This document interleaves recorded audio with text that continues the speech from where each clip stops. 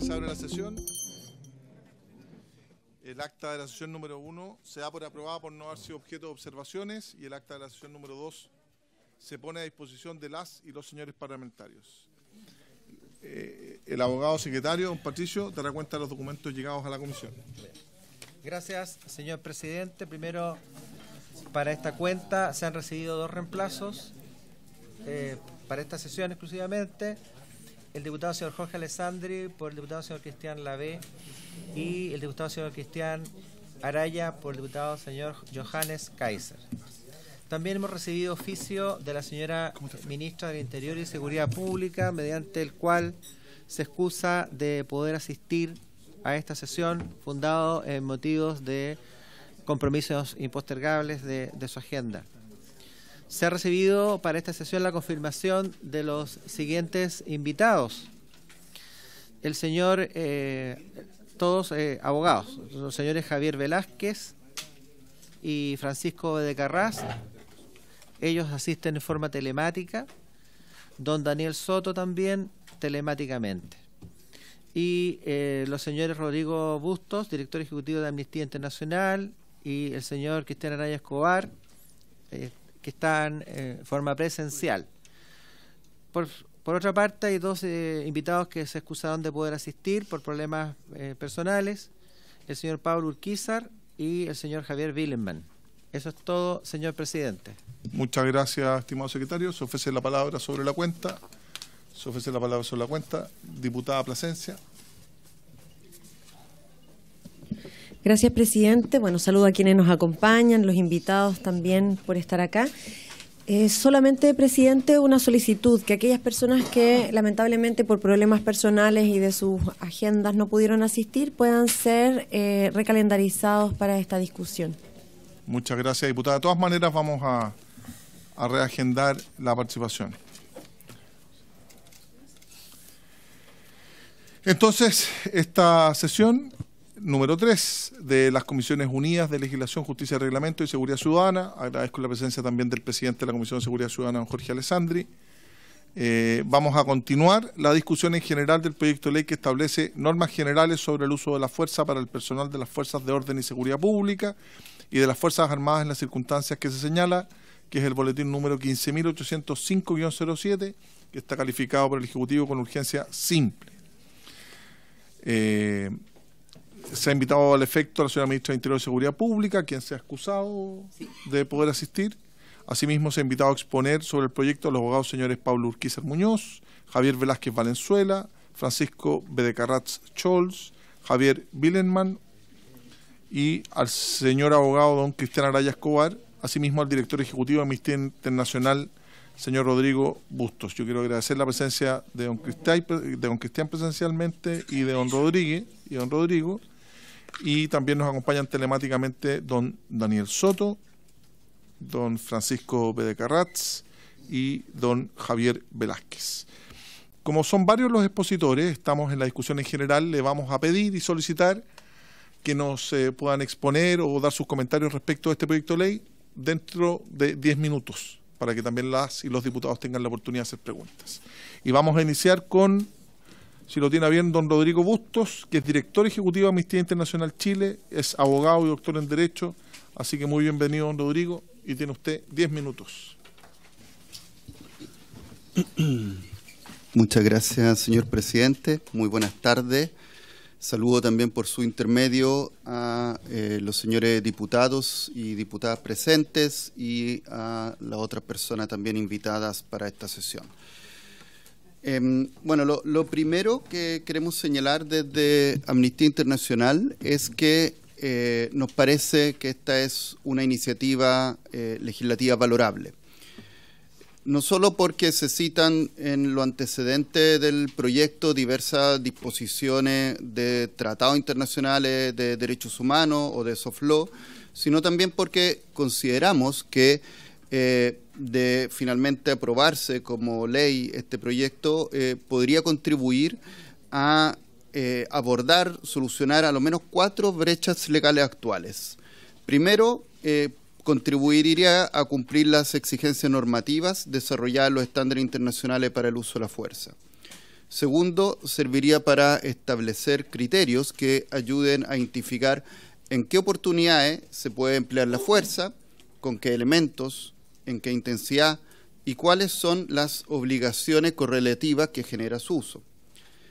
En tercer lugar, podría elevar la categoría jurídica de las normas actuales dictadas por el Ejecutivo, de normas infralegales, y ampliar sus alcances y armonizarlas, generando uniformidad en su aplicación por todos los operadores del sistema penal.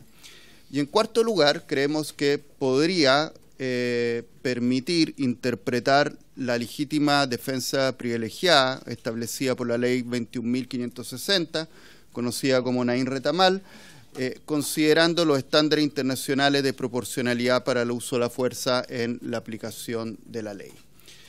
Enseguida, señor presidente, me referiré a algunos puntos, a 5 puntos del título primero de disposiciones generales y a 3 puntos del título 2 sobre reglas del uso de la fuerza.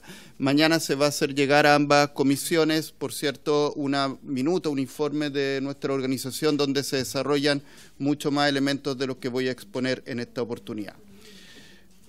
Lo primero, en relación al título primero, es señalar que en primer lugar, quisiéramos decir que junto a la definición de armas menos letales, consideramos que sería útil incluir las de armas letal y las de equipo conexo.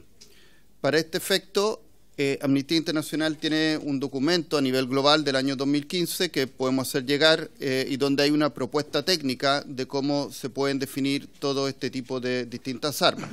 Creemos que esta precisión es importante para, en primer lugar, establecer mecanismos para la adopción de todo tipo de armas para la función policial, y segundo, restringir la posibilidad de uso de equipo conexo para cometer eventuales abusos o malos tratos.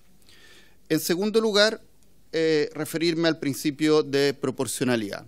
Creemos que la definición del artículo 3.3 no se ajusta a cabalidad, al menos, al estándar internacional, debiendo delimitarse con mayor precisión lo que este principio implica, que es, finalmente, que la fuerza cause el menor daño posible en relación con la amenaza sufrida por una persona o un grupo de personas y que para dimensionar su magnitud se considere tanto la gravedad del delito como el objetivo legítimo que se persigue. Esto último implica que el principio de proporcionalidad sirva para determinar si existe equilibrio entre los beneficios del uso de la fuerza y sus posibles consecuencias dañinas.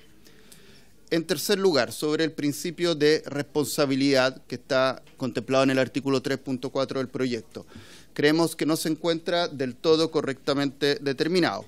Se trata de un principio que supone una obligación de rendir cuentas por el uso de la fuerza y establece 2 tipos de responsabilidades. Una de naturaleza individual respecto de quien hace uso de la fuerza y otra institucional que confiere una serie de deberes a los superiores en torno a hacerse cargo de los efectos de las operaciones y que por tanto deben implementar una debida diligencia en una serie de materias que tenemos mayormente desarrolladas en el informe. Son al menos 4 materias que creemos que pueden quedar mejor especificadas. Y por último, 2 elementos más de este primer título. Uno sobre el denominado principio de racionalidad. Al respecto, este principio establecido en el artículo 3.4 no tiene correspondencia ni con las normas, ni con estándares, ni con la doctrina internacional de derechos humanos, y nos imaginamos que probablemente se busca incluir este principio para engarzar esta normativa con la eximente de responsabilidad de legítima defensa. No obstante, nos parece conveniente que no se agregue este principio, porque además creemos que queda perfectamente subsumido en el de proporcionalidad para los efectos de la ley penal. Lo último respecto de este título, en cuanto a formación y capacitación, creemos que es muy valorable que se incluya una norma respecto de esto en el artículo 4 a esta materia, Lo que sí creemos que se podría emplear con mayor exactitud la expresión que se usa en inglés y que se refiere al entrenamiento y no a las capacitaciones. Esto porque en la policía chilena una capacitación es generalmente una charla expositiva y entrenamiento un ejercicio físico. De esta manera el texto podría señalar de forma más precisa las distintas obligaciones que tiene el Estado respecto de materias de formación, incluyendo incluso la obligatoriedad permanente de dar condiciones de trabajo segura para los funcionarios encargados de hacer cumplir la ley. Señor presidente, ahora voy a los 3 elementos que voy a mencionar respecto al título segundo de reglas del uso de la fuerza. Lo primero tiene que ver con el artículo 6.4 que menciona, se refiere a minimizar daños colaterales. Aquí se plantea que se deben tomar las medidas razonables para minimizar daños colaterales. Este es un error que nos parece importante porque se admite en la norma explícitamente la posibilidad de legitimar lesiones incidentales a la integridad física y de terceros, lo cual resulta una contravención severa al derecho a la vida y a la integridad personal. Contrariamente, lo que la ley debiera hacer es prohibir de manera categórica el uso indiscriminado de la fuerza y de causar daños colaterales. En segundo lugar, sobre el deber de reportar. Nos parece valorable que el artículo 6.6 establezca que quien emplea la fuerza debe informar a su mando y a las autoridades políticas sin perjuicio de la denuncia penal que le asiste a la policía. No obstante, creemos que esta redacción es insuficiente, pues no establece la evaluación interna obligatoria de los reportes individuales, no instituye la obligación de investigar sumariamente y no deja clara la obligación de todas las organizaciones comprometidas de informar a la justicia penal y no solo a las policías. Señalar aquí que el estándar internacional de derechos humanos considera que el uso de la fuerza debe controlarse de manera efectiva y establece al menos 4 medidas que no voy a poder desarrollar por razón de tiempo, pero que van a estar desarrolladas en el informe que vamos a enviar a las comisiones. Y en tercer y último lugar sobre este título, señor presidente, referirme a lo relacionado con la utilización de la fuerza potencialmente legal mencionada en el artículo 8.5 de esta iniciativa legislativa. De la fuerza letal. Tiene razón. Bueno, aquí lo que nos preocupa especialmente, hay más elementos que analizamos en el informe, pero lo que quisiera destacar ahora es que aquí se mencionan 3 hipótesis y a nuestro juicio solo la primera hipótesis que se menciona, es decir, la defensa de la vida, encuentra justificación en el derecho internacional de los derechos humanos y no el caso de que exista una intención de dañar gravemente infraestructura crítica. Básicamente los estándares internacionales no entregan justificación para el empleo de armas de fuego cuando se trata de la protección de bienes. En definitiva, señor presidente, y reiterando que el informe aborda muchos más elementos y quedando a disposición para las eventuales preguntas, insistir en que para Amnistía Internacional este es un proyecto de ley que nos parece una buena iniciativa. Es importante regular el uso de la fuerza en funciones de seguridad pública a través de normas de carácter legal. Sí creemos que es importante precisar algunas definiciones, conceptos y algunas reglas para que efectivamente esta iniciativa legislativa sea acorde a los estándares internacionales en la materia. Muchas gracias. Le damos muchas gracias al profesor Bustos y vamos a, como son varios los exponentes que van a entregar su comentario en 10 minutos, tener 5 minutos para preguntas y si las y los diputados pueden ser lo más sucintos, por favor, en las preguntas. Diputada... Sí, por favor, diputado Sánchez. Solo sugiero, no sé si quizás sería mejor que se hagan un par de exposiciones al menos, que haya cada dos vayamos haciendo preguntas para que tengamos un poquito más de tiempo también para plantear las inquietudes. Quizás eso también se compensa con la necesidad de cada uno de plantear sus preguntas. Sí, pero vamos a probar de esta manera, diputado Sánchez, porque efectivamente pueden haber preguntas específicas a quienes puso. Tiene la palabra la diputada Flores y luego el diputado Araya y el diputado Kaiser. Muchas gracias, presidente. Bueno, saludar por su intermedio a quienes nos acompañan el día de hoy. A la persona, ¿cierto?, el representante de Amnistía Internacional en su exposición dice en algunas ocasiones, ¿cierto?, que este proyecto en definitiva lo que está permitiendo es que se permita lesiones a terceros, ¿cierto?, por un lado. Por otro lado, le preocupa que en definitiva este proyecto no prohíba el uso de la fuerza para poder controlar situaciones, ¿cierto?, de riesgo. En este caso estamos hablando de delito. Entonces, regular vía ley el uso de la fuerza tiene que ver precisamente con la necesidad de controlar situaciones que son de alta peligrosidad para los chilenos, en este caso, ¿cierto?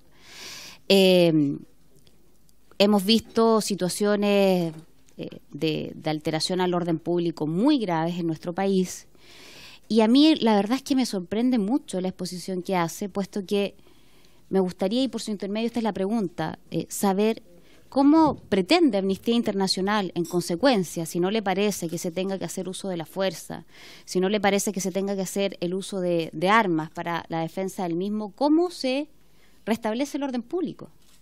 Cómo, en definitiva, pretenden que Carabineros de Chile, en particular, por ejemplo, tenga que hacerse cargo de situaciones, no sé, estoy pensando de una turba de delincuentes, estoy pensando en cuando delincuentes amenazan a los mismos funcionarios de Carabineros de Chile, en algunos casos con consecuencias fatales, como ya la hemos visto en el último tiempo en nuestro país, donde carabineros han sido asesinados de la manera más vil y cobarde. ¿Qué tiene que hacer si no pueden utilizar sus armas? Si no quieren, en definitiva, que se dañe a terceros cuando se están precisamente poniendo en riesgo no solamente bienes, sino que la vida de sus funcionarios y de otras personas. Porque realmente no entiendo las críticas que hace, pero no entiendo cuál es la propuesta que buscan entonces. Gracias, presidente. Muchas gracias, diputada Flores, diputado Araya y luego el diputado Kaiser. Gracias, presidente. De manera muy concreta y sucinta. Respecto de lo acontecido en la ciudad de Calama, un sujeto fue y ametralló la comisaría. La opinión de ustedes, ¿cuál es el estándar de derechos humanos que debe haber utilizado Carabineros que finalmente terminó en ese repeler el ataque al recinto policial matando al delincuente? Segundo, el día de ayer un carabinero lo intentaron atropellar en un control vehicular, Carabinero hizo uso de su arma de fuego y entiendo que también mató a los delincuentes. ¿Cuál es el estándar que a ustedes les parece que es el adecuado o el ideal que debiera cumplir Carabineros frente a estos ataques que son concretos? No en la teoría ni en la hipótesis, sino que frente a cosas concretas y respecto de cómo es concurrente también el derecho a la vida que tienen todos, tanto los delincuentes como los carabineros, en esta lógica. Y finalmente, si ustedes ven que es incompatible con el estándar de derechos humanos el uso de armas letales por parte de policías y de Fuerzas Armadas cuando ejercen labores de control de orden público. Muchas gracias, diputado Araya. Diputado Kaiser.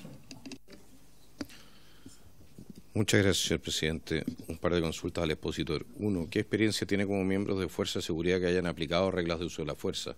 Segundo, ¿qué experiencia legal tiene como litigante o juez en causas en que se hayan invocado las reglas de uso de la fuerza como eximente de responsabilidad penal? 3. Respecto a las armas menos letales, ¿qué armas no son potencialmente letales? 4. Respecto al principio de proporcionalidad, ¿cree que no debiese aplicarse la fuerza para impedir un delito si este uso puede causar al delincuente un mayor daño que el que está causando? ¿Se debe renunciar a la fuerza si hay riesgo de daño colateral? No me quedó claro eso en la exposición. Muchas gracias.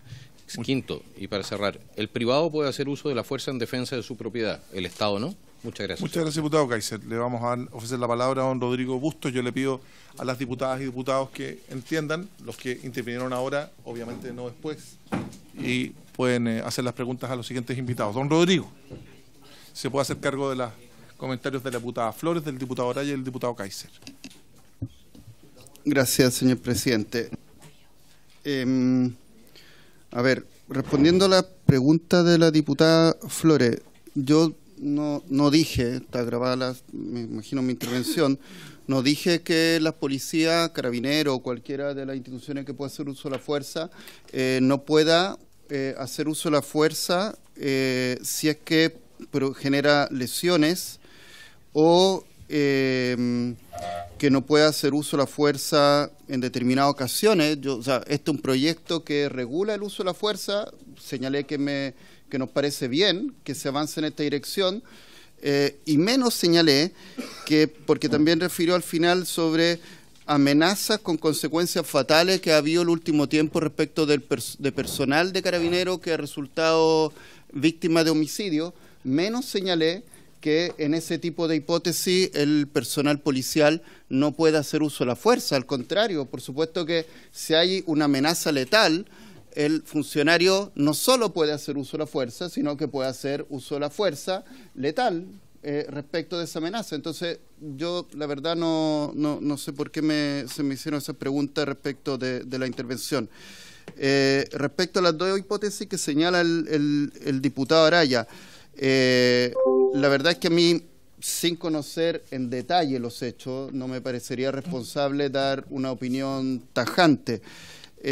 Sí me parece que precisamente tener una regulación legal del uso de la fuerza va a ayudar a tener claridad respecto de, en ese tipo de hipótesis, qué tipo de fuerza se puede usar, con qué intensidad, cuáles son los efectos posteriores respecto de esa utilización del uso de la fuerza. Usted me señalaba que, por ejemplo, había en la primera hipótesis, si no me equivoco, diputado Araya me corregirá si es así, un ataque con metralleta. Bueno, de nuevo, repitiendo lo que dije anteriormente, si hay un ataque letal a funcionarios policiales, por cierto que pueden hacer uso de la fuerza letal. De nuevo, no conozco los detalles del caso, me quedo con lo que usted me señaló, pero obviamente habrá que ver y analizar en particular cada una de esas circunstancias. Diputado Kaiser, por su intermedio, señor presidente, respondiendo al señor diputado Kaiser, no alcancé a notar todo. Creo que lo primero era mi experiencia respecto de este tipo de normativa en materia de seguridad. Diputada. Presidente, lo que pasa es que los expositores acá son invitados para hablar de un proyecto de ley, no de su experiencia personal respecto de la labor que han cumplido. Y si vienen en representación de una organización, me parece que es una falta de respeto que a uno de los invitados se le exija hablar de su experiencia personal o profesional y su trayectoria. No me parece que es correcto porque no lo invitamos para eso, lo invitamos a referirse a un proyecto de ley. Así que yo le diría a nuestro invitado que, a menos que lo quisiera hacer, no es necesario que responda ese tipo de preguntas porque no vienen al caso de la discusión que estamos llevando adelante. Muchas gracias, diputada Cariola. Tal como nos aclara la diputada Cariola, efectivamente usted tiene que pronunciarse sobre el proyecto de ley en sí mismo. Si usted quiere añadir algún antecedente, está en libertad, pero plantéelo. Ya, bueno, no está el diputado Kaiser, sí. Pero creo que de los 5 puntos que me preguntó el diputado antes de retirarse, el último, donde me preguntó sobre el uso de la fuerza respecto de bienes, sí es en relación al contenido de la materia que estamos tratando, y la respuesta que entregaría al respecto es que, tal como señalaba, de acuerdo a los estándares internacionales sobre uso de la fuerza, efectivamente no correspondería en ese caso usar fuerza de carácter letal. Eso no significa que no se pueda usar la fuerza, por cierto, y hay una serie de otras posibilidades que tendrían las instituciones que pueden usar la fuerza en aplicación de la ley. Muchas gracias, don Rodrigo, y agradecemos por la exposición y la respuesta a Rodrigo, y le pedimos, profesor, si nos puede hacer llegar por escrito esa exposición para poder hacerlo llegar también a cada uno de los miembros de la comisión, como asimismo este elemento que plantea usted de armas letales y equipamiento conexo, que también es importante para el discernimiento de este proyecto. Perfecto. Sí, muchas gracias a usted, don Rodrigo, director ejecutivo de Amnistía Internacional, por acompañarnos el día de hoy. ¿Reglamento, diputado Soto? Sí, que no entiendo bien cuál es el procedimiento, porque a varios se nos dijo que podíamos intervenir a continuación.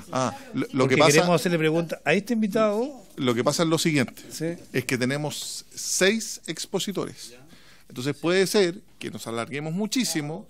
Entonces la idea es que puedan seguir preguntando a los demás expositores, y obviamente quienes preguntaron ahora le dan el paso a los demás miembros de la comisión. Si no podemos estar en un solo expositor más del tiempo necesario para que todos puedan exponer. Es que, presidente, mire, sí, que son distintos expositores. Si hablaran todos de lo mismo y tuvieran todos la misma visión, podría ser indiferente quién nos contesta las interrogantes. Pero como son distintos, unos tienen una mirada, una experiencia de derecho internacional, otra local. Entonces, lo que le voy a pedir, nos sirve que usted me diga, pregúntenle lo que haga su interrogación a otra persona. Lo que le voy a pedir entonces, porque invitamos a 5 expositores, entonces para que la sesión alcance, hagamos las preguntas y no hagamos tanto comentario o preámbulo a las preguntas para que todos podamos hacer. ¿Les parece? ¿Les parece? Tiene la palabra el diputado Benavente, el diputado Soto, la diputada Fríes y el diputado Sánchez. ¿No? Sobre el punto era para hacer una propuesta. Que podrían exponer y diputado Benavente. Gracias, presidente. Yo, más que pregunta, me gustaría un comentario a lo expuesto por el señor don Rodrigo Bustos. A ver, las reglas de uso de la fuerza son reglas que tenemos que establecer para el momento, no para el día siguiente con toda la información. Estoy pensando un ejemplo práctico, en un policía que está en un aeropuerto y ve que una persona se salta, policía internacional, y va con una mochila. ¿Qué hace el policía en ese momento? Ese es el punto. ¿Qué es lo que hace? ¿Hace algo o no hace nada? A lo mejor no hace nada y al día siguiente tenemos un avión con una bomba y 30 muertos. O a lo mejor hace algo, dispara para detener al sujeto. Y resulta que el señor se saltó los controles, después, lo supimos después, se saltó los controles porque iba atrasado para tomar el avión.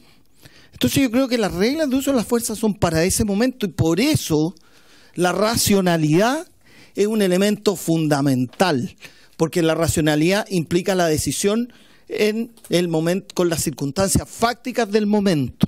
Yo creo que la racionalidad es un principio, a mi juicio, rector de las reglas del uso de la fuerza, y enlazando justamente con la ley vigente, que es la ley Naín Retamal, que establece en parte el uso de la fuerza como un eximente de responsabilidad, porque en definitiva también, y aquí vuelvo al tema que usted algo tocó, digamos, que, a ver, el delito en doctrina se define como una conducta típica, antijurídica y culpable. ¿No es cierto? Más o menos hay definiciones, pero y la definición del Código Penal es acción o omisión voluntaria penada por la ley. ¿No es cierto?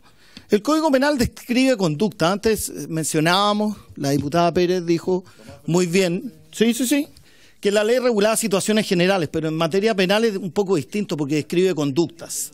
¿No es cierto? Pero conductas. A lo que voy, el uso de la fuerza por lo general siempre va a ser una conducta típica, siempre, porque lesionar a alguien es en parte delito. Siempre va a ser culpable porque es voluntario. Lo que no es antijurídico, eso no es una conducta, no va contraria al ordenamiento jurídico, porque está contemplada como un eximente de responsabilidad penal por medio de la legítima defensa. La pregunta al expositor es... Yo creo que es un comentario. Esa es estoy discrepando de lo que él dijo. Digamos, es un comentario. Está bien. Lo que quiero pedir, que nosotros vamos a tener mucho tiempo por favor... diputado Benavente, solo un minuto. La idea es que, como son muchos, estos son temas complejos, también muchas veces polémicos, que hagamos preguntas. Nosotros vamos a tener mucho tiempo para poder exponer nuestros puntos de vista. La idea es poder hacer las consultas a los expositores. Diputado Benavente, usted tiene la pregunta. Considerando todo lo anterior, ¿por qué ese empeño o esa, de una u otra manera, fijación de eliminar el principio de racionalidad, cuando concordante con nuestro ordenamiento jurídico, concordante además con la doctrina en que la legítima defensa es una conducta siempre principal y nunca subsidiaria, a diferencia del estado de necesidad, que ahí es subsidiaria? Esa es la pregunta. ¿Por qué la fijación o su afirmación, digamos, en eliminar la racionalidad como principio rector de este proyecto? Gracias, presidente. Muchas gracias, diputado Benavente. Diputado Soto. Presidente, una consulta a nuestro expositor. El monopolio del uso de la fuerza se le entrega a las fuerzas de orden y seguridad para que la ejerzan, precisamente para garantizar el disfrute de derechos de la población. Las reglas de uso de la fuerza están establecidas en beneficio de la misma policía, para tener reglas claras, y también de las personas que se ven protegidas frente a deberes que tiene la policía. Mi pregunta, En el mundo civilizado, sociedad democrática, ¿existe algún país que no tenga reglas de uso de la fuerza para las fuerzas de orden y seguridad? Segundo, sí, por eso, el mundo democrático más bien, el mundo democrático y civilizado. Segundo, las policías o las fuerzas de orden y seguridad intervienen en un conjunto de procedimientos operativos. Aquí mucho se habla, digamos, de la legítima defensa, es decir, cuando un policía enfrenta una agresión o una resistencia que es potencialmente letal y que evidentemente lo habilita para usar su arma de fuego, incluso con resultado de muerte para el agresor. Sin embargo, las policías hacen procedimientos policiales de control de tránsito, enfrentan situaciones de rehenes, enfrentan controles de identidad a personas desarmadas. Hay un conjunto de procedimientos que no se ajustan a esta hipótesis que mucho se habla acá. ¿Debieran existir reglas de uso de la fuerza distintas para todos los procedimientos o los principios aplicarse a todos estos procedimientos policiales? Y por último, así como no existen reglas de uso de la fuerza, países que no tengan reglas de uso de la fuerza, las Fuerzas Armadas que están entrenadas para situaciones de guerra, han tenido que ahora enfrentar procedimientos policiales en la macrozona sur, en el norte, y es importante o no que tengan reglas de uso de la fuerza y de qué manera se tienen que adaptar a la realidad de los militares. Muchas gracias, diputado Soto. Diputada Fríes. No tanto. Gracias, presidente, y voy a tratar de ser igual de cortito que el colega. Primero, ¿existe el principio de racionalidad en alguna legislación? Dentro de los principios, digamos, del uso de la fuerza. Segundo, ¿se puede privar de la vida arbitrariamente a una persona? Son simples, en general. O, al revés, puedo decirlo también, hay posibilidad de emplear un arma letal contra una persona sin que sea arbitrario. ¿Ya? Tercero, ¿es ilimitado el uso de la fuerza por parte de los agentes estatales o los funcionarios obligados a cumplir la ley? Cuarto, ¿incluye el uso racional, las reglas de uso de la fuerza, incluyen a todos los funcionarios encargados de hacer cumplir la ley, solo a las policías, Fuerzas Armadas y Gendarmería eventualmente? ¿Cómo es eso? Y por último, si usted está de acuerdo con la siguiente frase: los funcionarios encargados de hacer cumplir la ley no emplearán armas de fuego contra las personas, salvo en defensa propia o de otras personas, en caso de peligro inminente de muerte o lesiones graves, o con el propósito de evitar la comisión de un delito particularmente grave que entrañe una seria amenaza para la vida, o con el objeto de detener a una persona que represente ese peligro y oponga resistencia a su autoridad, o para impedir su fuga, y solo en caso de que resulten insuficientes medidas menos extremas para lograr dichos objetivos. ¿Estaría usted de acuerdo con eso? Muchas gracias, diputada Fríes. Diputado Longton. Sí. Muy breve, presidente. Dos preguntas. Si usted cree que ¿existe o está bien planteada que existe una presunción de legítima defensa como se estableció en la ley Nadine Retamal, o usted cree que solamente tiene que existir la legítima defensa sin presunción? Y lo otro, si usted cree que los derechos humanos pueden ser transgredidos o violados por solo agentes del Estado o agentes del Estado y privados, por cómo está planteado el proyecto y porque además la Constitución no establece distinción entre privados y agentes del Estado, es decir, que ambos pueden violar los derechos humanos. Eso, presidente. Muchas gracias por lo concreto, diputado Longton. Diputada Navellán. Sí, presidente. Malas preguntas, pero concretas. Presidente, una aclaración al diputado Longton.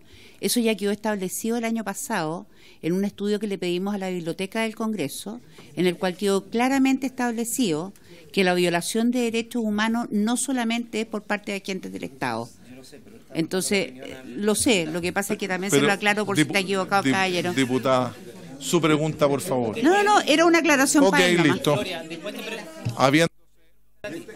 Hago un llamado al orden a la mesa, por favor. Y Carol Cariola. Sí, presidente. Yo tengo dos preguntas muy puntuales. Agradecer a los representantes de Amnistía Internacional, a su director, y preguntarle, complementar algo que preguntó la diputada Frías recién, que si existía principio de racionalidad en otra legislación, planteó ella. Pero a mí me gustaría, a propósito de lo que establece el proyecto, si es posible explicar mejor por qué el principio de racionalidad queda subsumido en el de proporcionalidad, que fue algo que nos explicó en su momento acá la ministra Toá. Planteó esta idea de que como que englobaba todos los conceptos. A mí eso todavía no me queda lo suficientemente claro, porque se incorpora un principio adicional dentro de los principios, y me gustaría saber qué piensan ustedes respecto de ese elemento fundamentalmente. Y lo otro es, ¿qué piensan ustedes respecto de cómo se podría mejorar el deber de reportar? Esos son como los dos puntos que me interesaría. Muchas gracias, diputada Carola. Ahora sí, don Rodrigo. Voy a tratar de ser lo más sintético posible, señor presidente. Son muchas preguntas. A ver, voy a tratar de aglutinarla, precisamente de juntar algunas. Por ejemplo, sobre la racionalidad habían varias intervenciones sobre el principio de racionalidad. Ahí, diputado Benavente, señor presidente, por su intermedio, responder al diputado Benavente. No se trata de una fijación respecto de sacarlo, de sacar este principio, sino básicamente señalar que no se encuentra en la doctrina internacional respecto a los estándares sobre el uso de la fuerza, ni en ninguna normativa internacional de Naciones Unidas en materia del uso de la fuerza. Entonces, no es por una fijación, sino que lo que estamos intentando hacer es analizar este proyecto a la luz de los estándares internacionales. Y digamos que creemos que efectivamente, y respondiendo ahí también a la diputada Cariola, el principio de proporcionalidad subsume adecuadamente el principio de racionalidad, porque en el último tiempo creemos que ha habido una confusión respecto a lo que es el principio de proporcionalidad. Se ha llegado a plantear que el principio de proporcionalidad básicamente no permitiría a quien tiene que hacer uso de la fuerza poder contrarrestar la fuerza utilizada, por ejemplo, por una persona que comete el delito. Y eso no es así. El principio de racionalidad, por cierto, implica causar el menor daño posible respecto a la amenaza que se sufre, pero, por cierto, pudiendo contrarrestar la fuerza que, digamos, que puede generar consecuencias dañinas de una tercera persona. Entonces, la verdad no es necesario el principio de racionalidad, y por otra parte está absolutamente alejado de los estándares internacionales. Por otra parte, hay al menos dos preguntas consultando sobre derecho comparado, tanto respecto de reglas del uso de fuerza como del principio de racionalidad. Respecto al principio de racionalidad, efectivamente entendemos que está en algunos códigos en algunos códigos penales de distintos países. Lo que nosotros estamos acá planteando más bien tiene que ver con los estándares internacionales que están establecidos en distintas declaraciones de Naciones Unidas, y creemos que respecto de esos instrumentos es que no hay concordancia.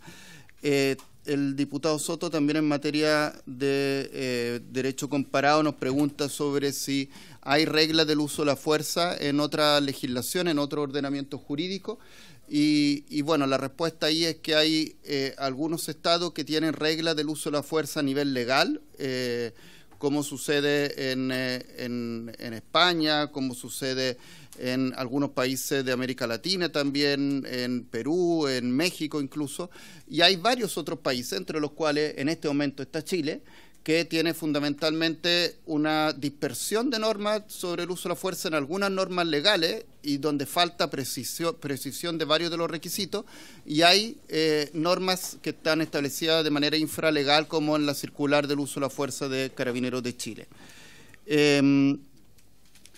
Por otra parte, hay dos preguntas también que se nos hicieron respecto de si este tipo de principios o las normas sobre uso de la fuerza tienen que aplicarse solo a las policías o a todas las instituciones encargadas de hacer cumplir la ley.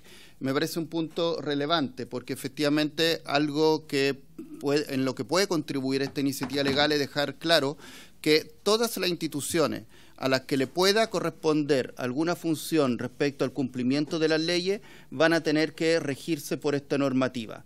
Ahí creemos que sí hay en el apartado relacionado con Fuerza Armada algunas normas que no deberían estar o son innecesarias, porque precisamente de lo que se trata es tener uniformidad en relación a todas las instituciones que pueden tener que hacer cumplir la ley.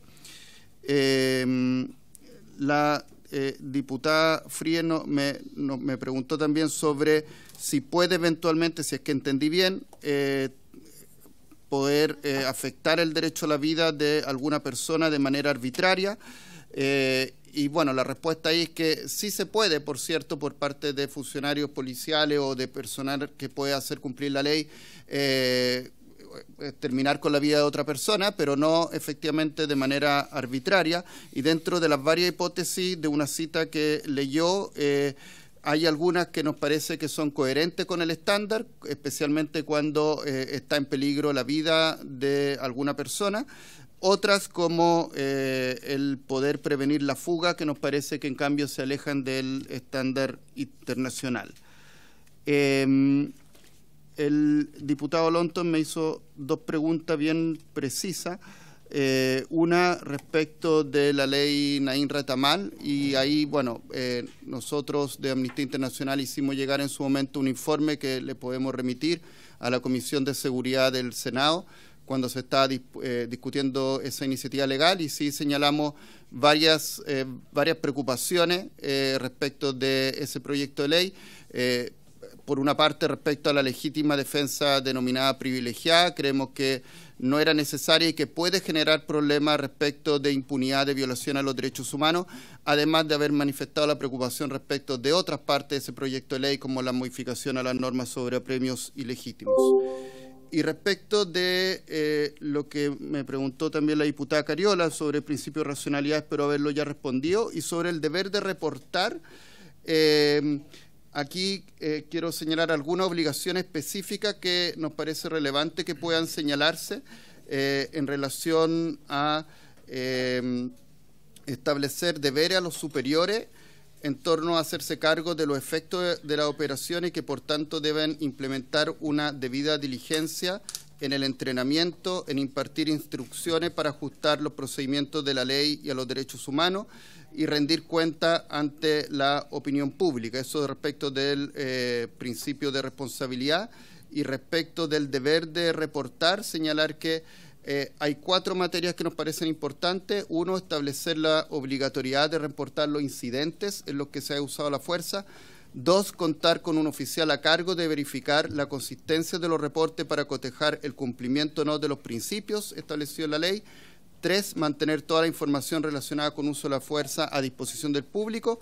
Y 4, instruir indagaciones disciplinarias especializadas en caso del empleo de armas de fuego, y practicar investigaciones rápidas, detalladas y efectivas cuando se trate de abusos cometidos en contra de personas privadas de libertad. Y se me iba una pregunta del diputado Lonton, perdón, sobre derechos humanos, violaciones de derechos humanos por agentes del Estado. En términos generales, sí pueden ser solo por agentes del Estado o cometidas por particulares, ¿no? Eso, la verdad es que en términos generales se entiende que las violaciones de derechos humanos tienen que ser cometidas por agentes del Estado. Hay algunas excepciones que se han ido planteando a nivel del derecho internacional de los derechos humanos, y lo que sí quisiera terminar de precisar que lo que ello no significa que el Estado, en caso de delitos cometidos por particulares en contra de otros particulares, no pueda incurrir en responsabilidad internacional. Eso me parece sumamente relevante, porque en casos de delitos cometidos por particulares, el Estado sí puede incurrir en responsabilidad internacional por ejemplo, omisiones de proteger o de garantizar el ejercicio de derechos de particulares. Ahora sí, muchas gracias, Rodrigo. Esperamos que nos acompañe el informe, y le voy a ofrecer la palabra a don Cristian Araya. Súper, después de don Cristian, de este equipo. Lo pongo antes. Don Cristian Araya Escobar, que nos acompaña, es abogado, contraalmirante en retiro de justicia y auditor general de la Armada de Chile. Además es académico de la Pontificia Universidad Católica de Valparaíso. Don Cristian, lo escuchamos. Y las diputadas y los diputados también lo escuchamos. Muchas gracias, señor presidente. Saludo por su intermedio a los miembros de la mesa y a todos los que están participando de ella. Quiero hacer una exposición breve y precisa de los principales aspectos que me merece observar el proyecto de ley de que se trata, sobre todo desde la perspectiva del personal de las Fuerzas Armadas, que es la experiencia que yo he tenido como auditor general de la Armada en los últimos 9 años. Elegí dos aspectos fundamentales que los he escogido porque, a mi modo de ver, son dos situaciones que producen grandes efectos jurídicos y prácticos en la eventual aplicación de estas normas. Lo primero que hay que decir es que esta ley, como ustedes saben, se aplica al personal de las Fuerzas Armadas en situaciones restringidas, ¿cierto? Son 4 situaciones que son estados de excepción constitucional, protección de la infraestructura crítica, control de la frontera y también en los actos electorales. En esos casos, el personal de las Fuerzas Armadas excepcionalmente es llamado por la legislación a contribuir a la mantención del orden público y la seguridad pública interior. ¿Ya? Son situaciones muy acotadas, muy restringidas, aunque en la práctica no ha sido así últimamente, pero el texto constitucional restringe extremadamente esta situación, y no solo al orden público o a la seguridad pública interior, sino que en situaciones de grave conmoción interior o de grave alteración del orden público. No cualquier nivel de desorden público autoriza la participación de las Fuerzas Armadas. Sin embargo, hay un aspecto que aparentemente pareciera ser accesorio, pero que no lo es.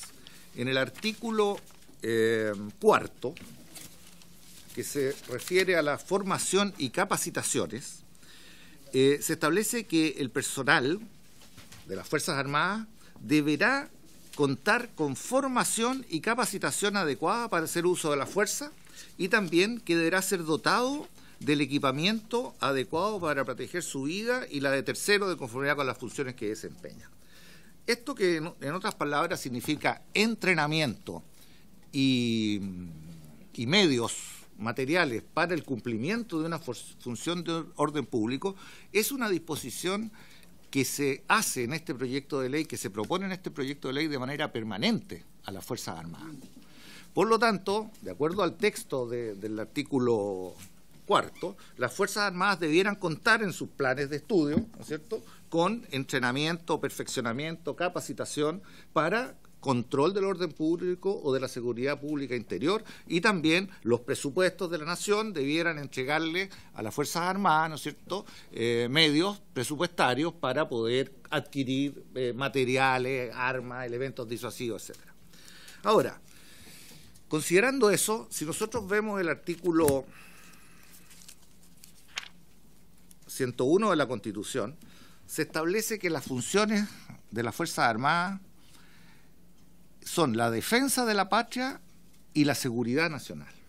Es decir, no está dentro de las funciones de las Fuerzas Armadas permanentes el control del orden público ni la seguridad interior, sino que la seguridad exterior de la República, en términos generales. Por lo tanto, esta disposición permanente, a mi modo de ver, adolece de un vicio de inconstitucionalidad, ¿ya? Porque se está otorgando aquí una función a las Fuerzas Armadas, que es el entrenamiento para actividades de orden público, en contra de su rol fundamental. La Constitución establece, utiliza la palabra existen para la seguridad nacional y la defensa de la patria. Existen solo para eso. Por lo tanto, sería totalmente contrario al orden constitucional que los planes de estudio, las actividades de entrenamiento, etcétera, y los presupuestos se destinaran a actividades que no fueran para la defensa de la patria o para el control de la seguridad nacional, ¿ya? Eso a mí me parece que es un aspecto jurídico de fondo vital acá y que debe analizarse. Ahora, esto no solamente es una objeción que planteo desde el punto de vista constitucional, sino que también desde el punto de vista práctico, porque no sé si ustedes saben, pero el personal de las Fuerzas Armadas tiene una edad promedio inferior a los 26 años, alrededor de los 26 años de edad, ¿ya? Hoy día las Fuerzas Armadas operan elementos tecnológicos, computacionales, de alta sofisticación. Los jóvenes que ingresan a las Fuerzas Armadas lo hacen con un sentido de vocación de servicio a la patria y con la esperanza, ¿no es cierto?, de aprender, ¿no es cierto?, a manejar todos estos equipos y todas estas cosas en beneficio del país. Entonces, a mí me parece que sería un grave atentado al ethos militar, ¿no es cierto?, que el personal que entra con una determinada motivación a las Fuerzas Armadas para operar determinados equipos, para especializarse profesionalmente, sea destinado, ¿no es cierto?, a una preparación destinada al control del orden público. Hay ahí una pérdida del ethos militar, una pérdida, ¿no es cierto?, del sentido que tienen las Fuerzas Armadas.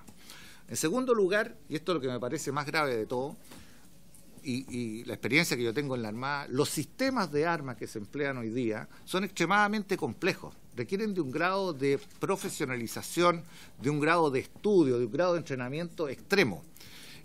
Tanto es así que, por ejemplo, un buque, con todos los sistemas de armas que posee, tiene que tener un grado permanente de entrenamiento y de un determinado nivel, porque si no, el solo hecho de operar ese buque sin el entrenamiento suficiente de la tripulación hace que sea una actividad extremadamente peligrosa, ¿ya? O sea, alguien puede apretar equivocadamente un botón y sale un misil, ¿ya? Entonces, el hecho de destinar parte del tiempo o todo el tiempo del personal de las Fuerzas Armadas a interiorizarse de actividades de control del orden público le restará indudablemente su capacidad de entrenamiento y profesionalismo para operar los sistemas de armas. Y eso atenta contra la eficiencia y la eficacia de las Fuerzas Armadas. Por lo tanto, no se trata aquí de un problema solamente jurídico de constitucionalidad, sino que produce efectos prácticos extremadamente peligrosos.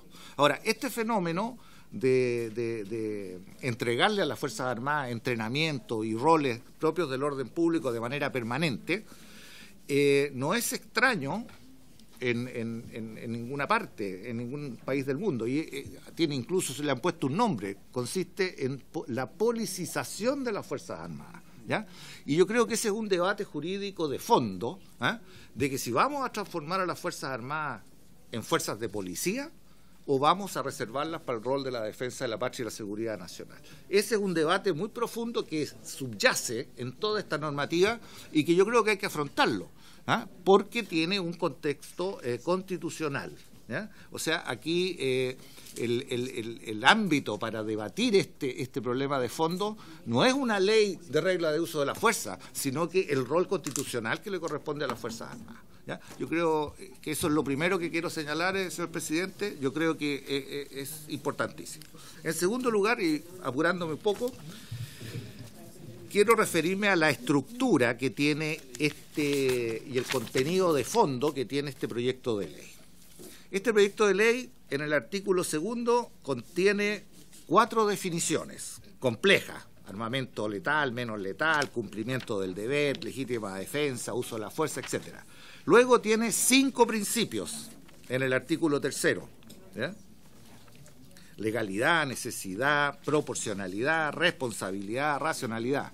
Luego tiene en el artículo 6 6 deberes: deber de identificación, de advertencia, de gradualidad, de reducir al mínimo los daños, etcétera. Luego establece en el artículo 7 5 grados de resistencia o de agresión, que son otros 5 conceptos. Luego establece etapas del uso de la fuerza, 5 etapas del uso de la fuerza. Luego establece una regla que yo le llamo de acoplamiento, donde estos grados de resistencia tienen que ser respondidos con un determinado etapa de uso de la fuerza. Y se dice que esto es movible hacia arriba o hacia abajo, que si baja, digamos, el grado de resistencia, baja la etapa de uso de la fuerza, y si sube el grado de resistencia, sube la etapa. Y también la ley señala que deben existir o que se tienen que dictar al menos 4 reglamentos, ¿ya?, para establecer modelos para integrar esta acoplación de los grados de uso de la fuerza y también para regular los medios que para cada modelo las Fuerzas Armadas tienen que utilizar. ¿Ya? Esto es un conjunto de normas jurídicas de fondo, de carácter penal, que no le sirven al marino, al soldado, al carabinero, que tiene que en segundos adoptar una decisión. No puede ir el funcionario con un maletín con los códigos de derecho penal, de justicia militar, la ley de uso de la fuerza, los reglamentos, etcétera, y frente a una determinada situación hacer una interpretación de todas estas normas que realmente son difíciles de interpretar y tomar una decisión. Las reglas del uso de la fuerza son otra cosa, son reglas, conductas que deben imponerse y normarse por los mandos militares en cumplimiento de todas estas normas y por la autoridad política dependiendo del nivel de uso de la fuerza. ¿Ah? Esta es una ley, si la analizamos desde un punto de vista estrictamente jurídico, estas no son reglas de uso de la fuerza, estas son normas jurídicas penales de fondo. Y no se le puede entregar al soldado, al marino, como digo, al carabinero, su interpretación para poder aplicarla y ejecutarla en un determinado caso concreto. Ahora, esta ley, que es una ley penal de fondo, como digo yo, modifica y altera de manera sustantiva las eximentes de responsabilidad penal que están en el Código Penal y en el Código de Justicia Militar, ¿ya? Y las modifica o altera de manera imprecisa y poco clara en todas sus disposiciones. Yo quiero dar tres ejemplos. Ya. En el caso de la legítima defensa, artículo 3º.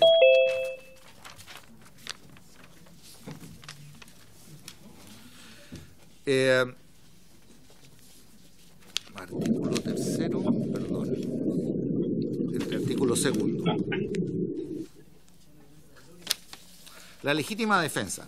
Aquí la ley, el proyecto de ley propone una nueva definición de legítima defensa.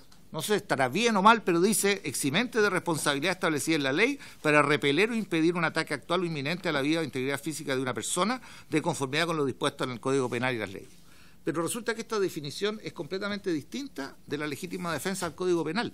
Tampoco hace alusión a los tres elementos fundamentales de la legítima defensa, que es la agresión ilegítima, la necesidad racional, etcétera, ¿ya? Y mucho menos se refiere a las presunciones. Entonces, ¿qué norma va a aplicar el intérprete?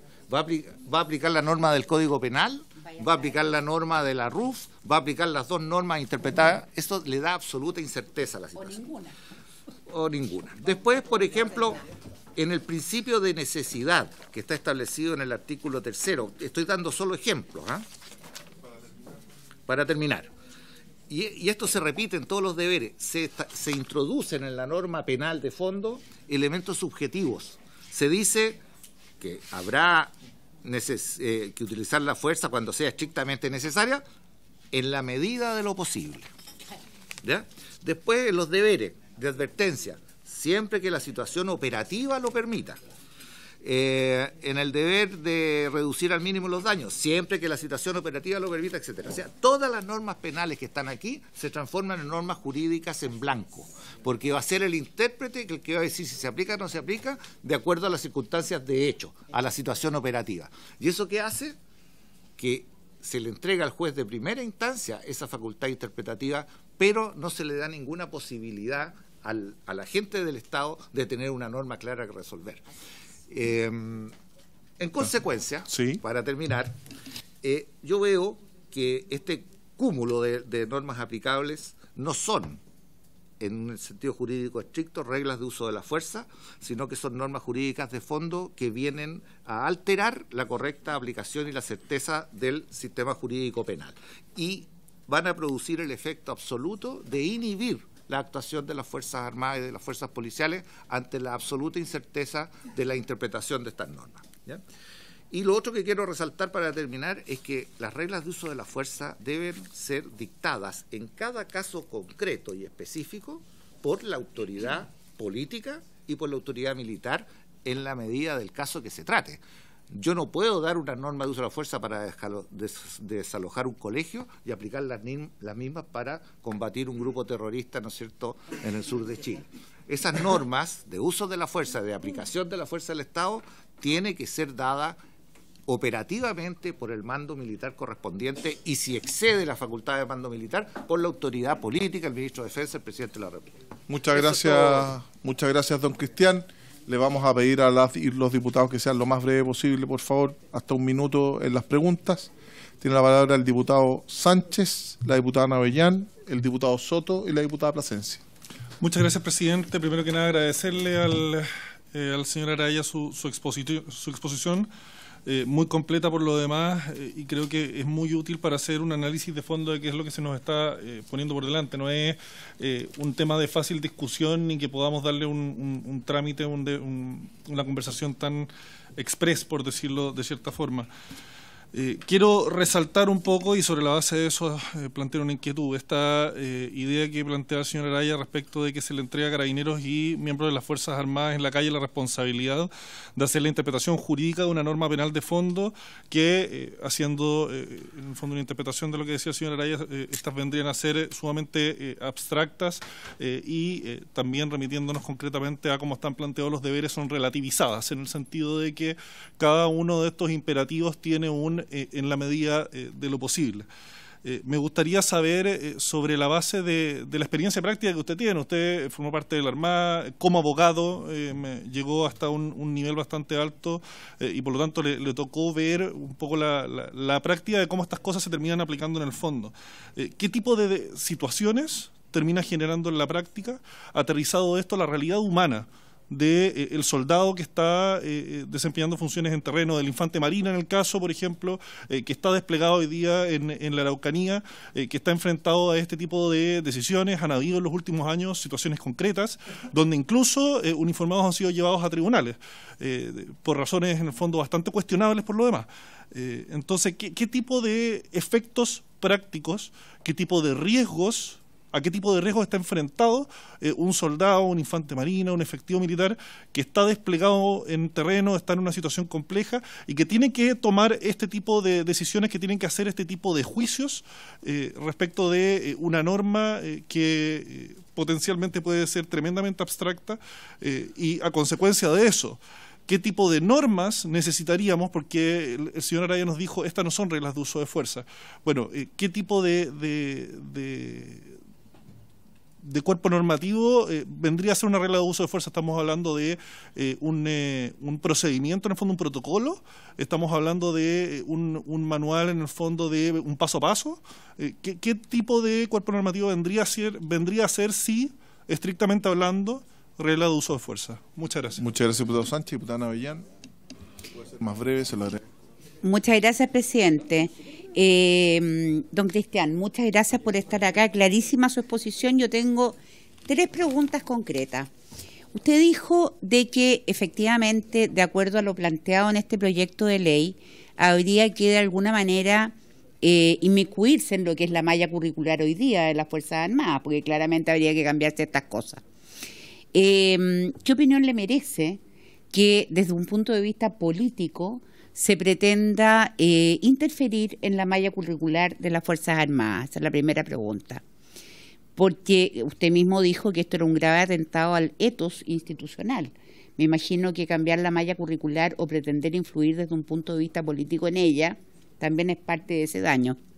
En segundo lugar, a su criterio, esta politización de las Fuerzas Armadas es por falta de personal de carabineros que se está intentando hacer en Chile. Y en tercer lugar, todos recordamos cuando para el estallido delictual de octubre el presidente Boric encaró en la Plaza Baquedano a las Fuerzas Armadas diciéndole que estaban usando armamento de guerra y que no lo usaran. Claramente el personal militar no tiene armamento disuasivo, porque ellos usan armamento de guerra. Según su criterio, este proyecto de ley implicaría que habría que adquirir armamento disuasivo para las Fuerzas Armadas, aparte de enseñarles a usarlo, porque si así fuera, se requeriría un informe financiero para este proyecto de ley para poder entrar a comprar ese tipo de armamento. Muchas gracias. Muchas gracias, diputada Navellán. Diputado Soto, luego la diputada Plasencia. Si pueden ser breves, se los agradezco. Gracias, presidente. Mi consulta.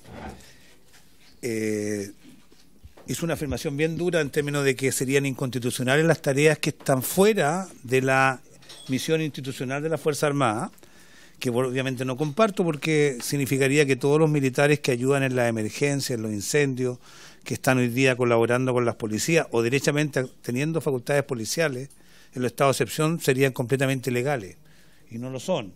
Yo escuché aquí mismo al ministro de Defensa anterior hablar de la polifuncionalidad de la Fuerza Armada, que era bastante más amplia incluso y que hacia allá iba todo el mundo. Pero entiendo su reclamo en cuanto a que apartarse de la misión esencial genera problemas y eso hay que enfrentarlo.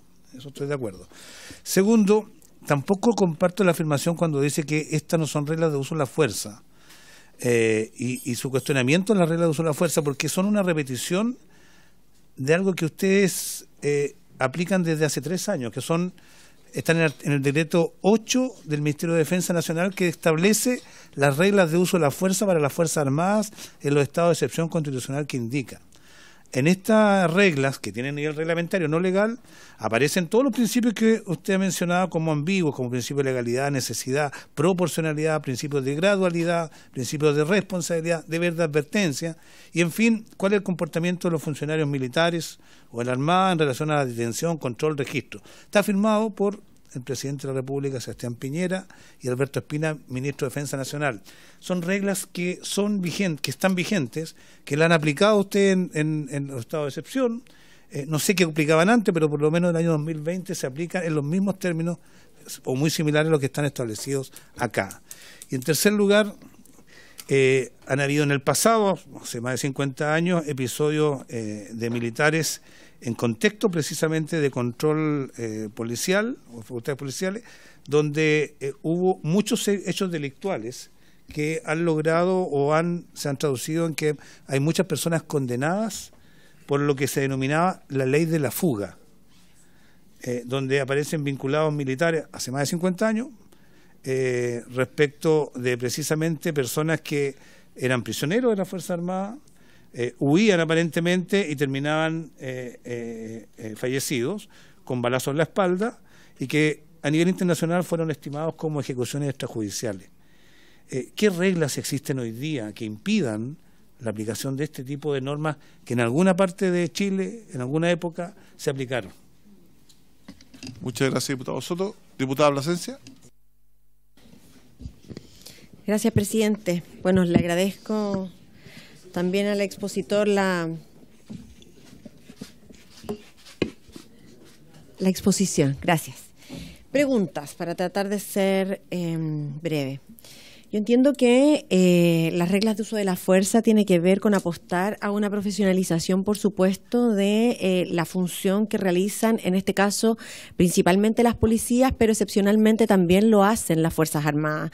Así está, de hecho, mencionado en la misma Constitución, artículo 18, el resguardo del orden público durante los actos electorales y plebiscitarios corresponderá a las Fuerzas Armadas y Carabineros del modo que indique la ley. O sea, ya hay ahí explícitamente una función que establece la Constitución actual. Asimismo, también hubo una modificación en el artículo 32 de infraestructura crítica, donde también se le otorgaron facultades que, si bien son acotadas, para el control de orden público en el caso de las fronteras. Lo hay también en los estados de excepción constitucional. Entonces, la pregunta en concreto es o sea, ¿por qué le parece a usted que esto es, como lo dijo, inconstitucional o que se aleja del ethos de la institución cuando esto no es nuevo, ¿no? En lo que se refiere a la legislación que rige? Y ¿por qué sería inconstitucional entonces integrar estas normas? Y ¿por qué no serían entonces permanentes, de acuerdo a lo que usted plantea? Cuando la legislación, al parecer, dice todo lo contrario.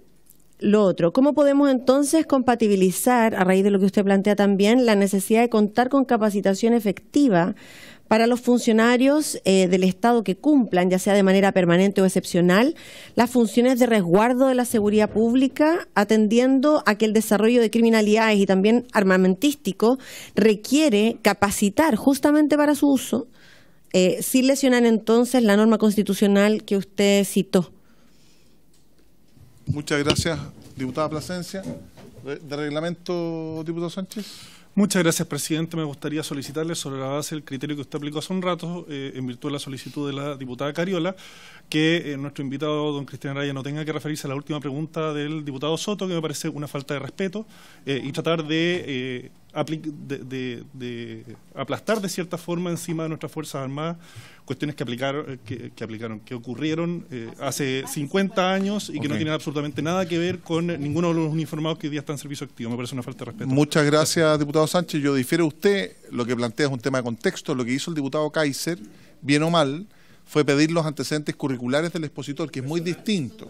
Son cosas distintas. Yo estoy de acuerdo. Tiene usted la palabra, diputado, o sea, estimado invitado. Muchas si gracias, puede ser breve, presidente. yo se lo agradezco mucho. Vamos a tratar de ser lo más breve posible. Primero me voy a referir al tema de la inconstitucionalidad, ¿no es cierto?, que me referí al principio y que me pregunta el diputado Soto y la diputada Plasencia. A lo mejor no me expliqué lo suficientemente claro. Es perfectamente constitucional que las Fuerzas Armadas intervengan en el control del orden público en casos extremos, como grave alteración, en el caso del estado de sitio o qué sé yo, y no son los 4 casos, porque el estado de asamblea es guerra exterior, y hay el estado de sitio, hay guerra interna y también grave conmoción interior. Bueno, son situaciones extremas en que las Fuerzas Armadas, dentro de los estados de excepción, pueden, intervenir para el control del orden público. También se da respecto de la infraestructura crítica y de la frontera, aunque yo no sé en qué medida, porque en esos casos no se puede restringir de manera alguna ningún derecho, ninguna garantía fundamental. Por lo tanto, el uso de la fuerza ahí está prácticamente proscrito en esos dos casos. Y en el caso de de los actos electorales también es una situación muy específica y muy particular, y es más bien histórica, que las Fuerzas Armadas participan, y gracias a Dios ha sido, digamos, la sola presencia de las Fuerzas Armadas las que han permitido que esos actos se desarrollen en forma bastante tranquila, no ha habido mayores incidentes. La inconstitucionalidad que yo encuentro en este proyecto de ley es respecto de establecer la obligación permanente a las Fuerzas Armadas de ser instruidas, capacitadas, perfeccionadas y dotadas permanentemente de doctrinas, materiales y medios destinados al control del orden público. Porque eso sí que las saca completamente de su rol profesional y específico de la defensa nacional.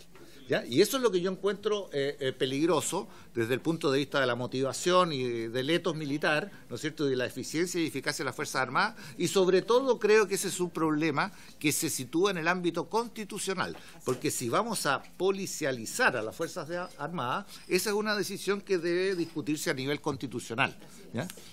Si dejamos las cosas como están, esta ley en ese sentido no podría ser constitucional, porque la Constitución dice que las Fuerzas Armadas tienen un rol determinado y esta preparación le estaría cambiando o afectando su rol principal. ¿Ah? Ese es el punto, ¿ya? Ahora, respecto a lo que preguntaba el diputado Sánchez, si hay algún caso, sí, yo me tocó participar en un caso de una patrulla de infantes de Marina en defender, digamos, al personal, que estuvo sometido a fuego de rifles, fusiles, escopetas por 4 o 5 horas en una encerrona en la Araucanía. Y bueno, ahí se cumplieron las reglas de uso de la fuerza y todas las normas específicas que la autoridad militar había dado a estas patrullas: cómo disparar, cuándo disparar, primero aquí, primero allá, al paradero, etcétera. Y bueno, después de este combate, porque fue un combate, yo vi el carro Mogua donde se trasladaba el personal de la Armada, que tenía 57 impactos de bala, digamos, de alto calibre, entre otras cosas. Bueno, en definitiva, ¿qué ocurrió?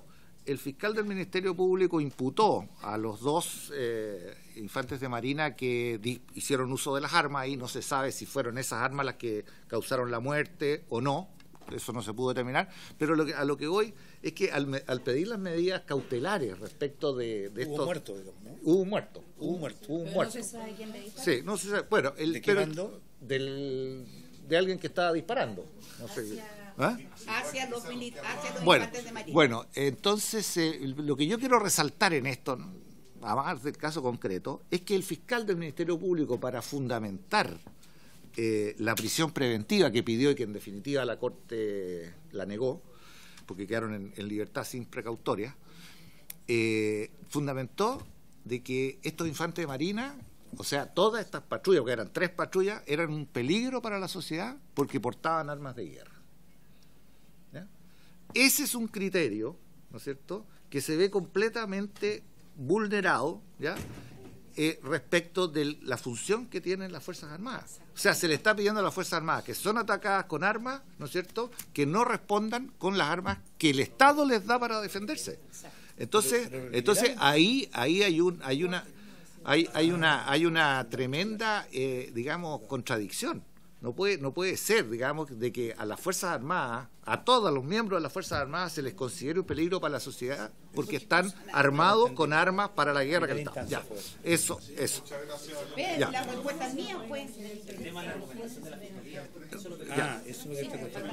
Pero la Corte es la que... Respecto de lo de la malla curricular. Sí, si las y los diputados guardan silencio sería ideal. Respecto de la malla curricular, la malla curricular del personal de las Fuerzas Armadas se hace en el Ministerio de Defensa, con la participación de las direcciones de educación, y hay toda una normativa.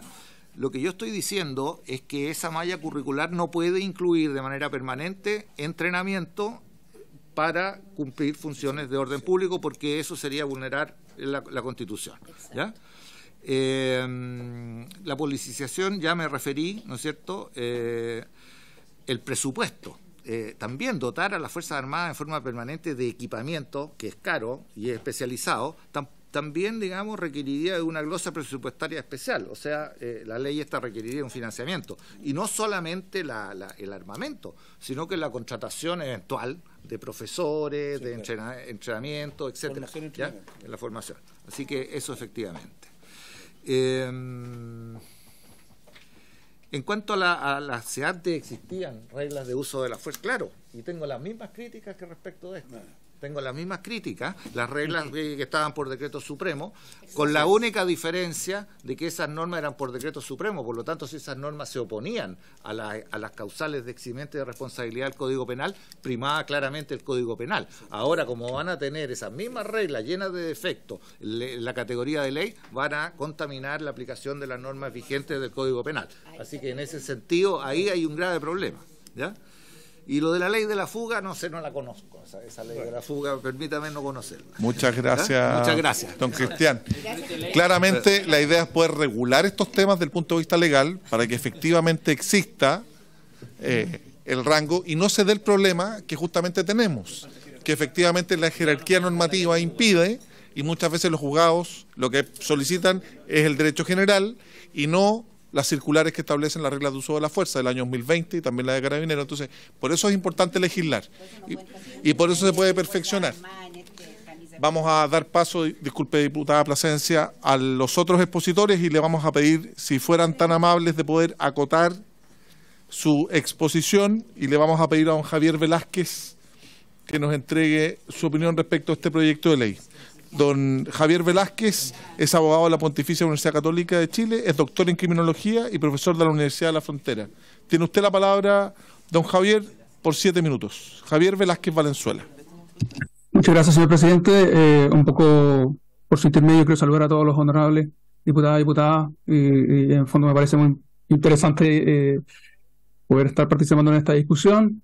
Quiero ligarme un poco a lo que se señaló justo antes. Efectivamente, existe en Chile un problema que se ha detectado, que existe una gran confusión en términos de cuáles son las normas que regulan el uso de la función policial. Voy a tratar de hacer una presentación tratar de acotar mi presentación, pero quiero hablar un poco del marco que tenemos que tener en cuenta para efecto de que sea provechoso esta discusión sobre el uso de fuerza. En principio, ciertas líneas generales. El proyecto solo establece principios para orientar y guiar el uso de la fuerza. El proyecto no establece funciones de uso de fuerza. Es importante que en esta discusión, como varios de ustedes, de los honorables diputados y diputadas, han planteado en sus preguntas y en sus inquietudes, es que tenemos que hablar de usos de fuerza en plural y entender que los usos de fuerza en plural tienen relación directa con la existencia de normas que facultan a las policías a usar la fuerza. Voy a llegar a eso en un momento. El proyecto en todo caso no innova tanto porque los principios que están contemplados en el proyecto ya estaban, a lo menos desde el año 2012, dando vueltas en los instructivos de Carabineros, particularmente en vía decreto 1364, la circular 1832 y la orden general 2635 y otras siguientes que ya estaban operando, ya se estaban capacitando a los funcionarios bajo los principios que están en el proyecto. Ofrece una forma de resolver confusiones ligadas al uso de la fuerza en la función policial. Y creo que hay que entender estos principios como una lex artis, en cierto sentido, como ciertos estándares que tienen que posteriormente ser profundizados a través de reglamentos que permitan identificar los distintos comportamientos que tienen que ser acorde de derecho respecto a las diferencias operativas. Lo que hay que entender entonces en este caso es que el artículo 101 y 105 de la Constitución establece una triada de funciones a las policías, que son dar eficacia al derecho, garantizar el orden público y la seguridad pública interior. Asimismo, el 105 establece el monopolio del uso de la fuerza, particularmente en el caso de Carabineros y las Fuerzas Armadas. No existe ninguna limitación sobre qué tipo de armamento pueden utilizar. Ustedes pueden verificar tanto la ley de armas como el reglamento de la ley de armas y no tienen, o sea, pueden ocupar cualquier tipo, ¿no? Y eso es representante de que el uso de fuerza que realizan las policías, particularmente Carabineros, es un uso de fuerza que representa, digamos, al monopolio del uso de la fuerza del Estado.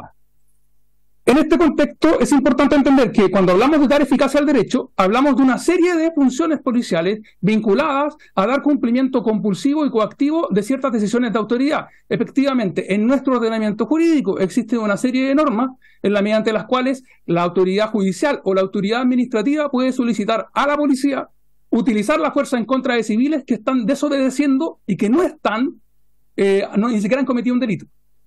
Por ejemplo, normalmente en el Congreso, ¿no es cierto?, de repente hay que desalojar las tribunas y eso se pide auxilio a la fuerza pública y los policías están ahí, ayudan a desalojar las tribunas. Eso es una demostración del ejercicio de uso de fuerza que deriva un poco de esta gran esfera de atribuciones que son dar eficacia al derecho. La segunda, que ha salido bastante en esta conversación, es garantizar el orden público, de la cual se derivan dos grandes usos de fuerza. Uno que está vinculado a disolver manifestaciones no autorizadas o violentas y otra que está vinculada a utilizar fuerza contra quienes cometen delitos en el contexto de manifestación. La primera autoriza a utilizar, por ejemplo, gases lacrimógenos para dispersar una manifestación y la segunda solamente autoriza un ataque específico respecto de las personas que cometen delitos. Asimismo, tenemos la tercera el tercer universo de usos de fuerza posibles vinculados con el concepto de seguridad pública interior. Ahí están las situaciones de flagrancia, están las situaciones de control de identidad investigativo o preventivo, están las situaciones de entrada y registro, están las situaciones de técnicas especiales de investigación. Todas estas facultades pueden llevar y dar efectivamente contextos en los cuales un funcionario policial pueda utilizar la fuerza. Asimismo, por ejemplo, esta es una circular del año 1933 de Carabineros, pero que básicamente, invariadamente, se ha mantenido y son las distintas situaciones que Carabineros ha reconocido en los que tiene que usar la fuerza. Cuando son atacados, cuando tiene objeto de hacer deponer las armas a una persona que está haciendo una amenaza, cuando una persona se resiste al arresto, en caso de que será necesario proteger a personas, en caso de tratar de impedir graves daños a personas o carabineros, contra las personas que desobedezcan orden judicial o de autoridad, etc. O sea, de alguna manera lo que es importante entender es que estas reglas del uso de la fuerza son principios que informan una diversidad de espacios normativos de usos de fuerza. Y esto es muy importante. Por eso, en el fondo, el grado de principios y específicamente de deberes en lo que está planteado, y por eso ese grado de indeterminación que tienen es adecuado. ¿Por qué? Porque en estricto rigor el aspecto operativo tendrá que quedar en manos de reglamento. Eso es lo que hacen todas las policías comparadas. Por ejemplo, la Metpolice, hay ciertas normas que están en principio y en el fondo hay toda una reglamentación que está en manos de reglamento. Esto, en el fondo, creo que es importante mencionarlo acá debido a varias preguntas que se han planteado en torno a cómo situamos o qué rol va a jugar en el fondo el proyecto que se ha planteado. Como comentarios generales, lo que tenemos que entender entonces es que el uso de fuerza es un uso de fuerza por parte de agentes del Estado y no por parte de instituciones. Esto quiere decir que es la función que está cumpliendo el agente del Estado, sea carabinero, sea policía de investigaciones, sea gendarme de Chile, o sea, miembro de las Fuerzas Armadas. Si está cumpliendo una función policial, porque ahora con infraestructura crítica las Fuerzas Armadas lo cumplen, entonces los criterios o las normas o principios que regulan ese uso de fuerza son iguales para cualquiera de ellos. De hecho, se deriva un poco la lógica de por qué se tenga que entrenar a funcionarios de las Fuerzas Armadas, y esto deriva un poco la reforma constitucional de infraestructura crítica, porque si vamos a tener a las Fuerzas Armadas realizando esas funciones, tienen que tener la capacitación para efecto de hacerlo. En este contexto, hay que entender que los principios que están contemplados en el proyecto son principios de las reglas internacionales de policía y están vinculadas con los tratados internacionales firmados de derechos humanos firmados por los Estados. Básicamente, la policía de Nueva York, la Met Police, la policía de Amsterdam, la policía española, todas siguen estas mismas regulaciones y en el fondo no hay nada novedoso en lo mismo, en la medida que son, nuevamente, hay que entenderlas como una lex artis. Respecto de uno de los problemas más, de las confusiones más grandes que tenemos en este momento y que ha surgido con buenas preguntas, por ejemplo, creo que el honorable Benavente la hizo preguntar. Bueno, les voy a explicar. ¿Por qué existe hoy en día un problema entre proporcionalidad y racionalidad? Más o menos desde los años 20 o los años 30, la manualística del derecho penal ha hablado siempre de racionalidad.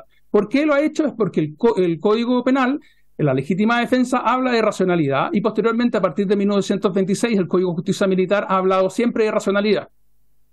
¿Qué ocurre? Que el concepto de racionalidad del derecho penal es el mismo es el mismo contenido del concepto de proporcionalidad del derecho internacional de policía. Entonces, ¿qué es lo que ocurre? Que en realidad se está produciendo una pelea semántica porque en realidad proporcionalidad por un lado y racionalidad por otro son lo mismo. Ahora, en este contexto, ¿qué es lo que ocurre? Que si uno revisa los manuales de derecho penal, uno va a decir, que proporcionalidad significa, de acuerdo a los manuales, significa que tiene que haber igualdad entre lo que se utiliza entre el arma que se utiliza para atacarme con la que yo me defiendo. Pero eso es un problema diferente porque el concepto de proporcionalidad que se está proponiendo acá es un concepto que ya fue introducido en la lógica de la regulación policial de carabineros desde el año 2012 y no es el concepto chileno, sino que es el concepto internacional. Bueno, para hacerlo sencillo.